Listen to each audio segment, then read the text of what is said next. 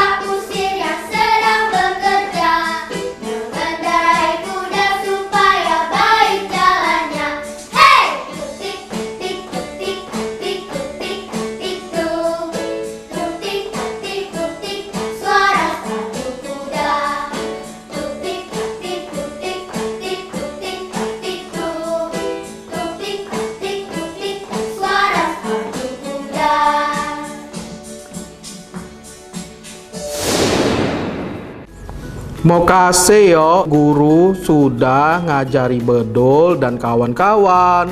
Bedul pengen banyak-banyak latihan bernyanyi yang baik dan bener biar bisa jadi penyanyi yang hebat. Tapi ingat kawan-kawan, kalau bernyanyi, nyanyilah lagu yang sesuai umur ya. Nah, untuk kawan-kawan yang senang bikin karya seni, pecah lukisan, bernyanyi, pantun, puisi, atau kerajinan tangan lain, boleh kirim foto karyanya untuk Bedul. Caranya mudah, foto hasil karya yang kawan buat dewek, terus unggah atau upload foto itu ke Instagram. Tulis data diri kawan yo, pecah nama panggilan, umur dan kelas berapa. Jangan lupa mention Instagram @sriwijayatv, penjuk tagar karya kawan si Bedul.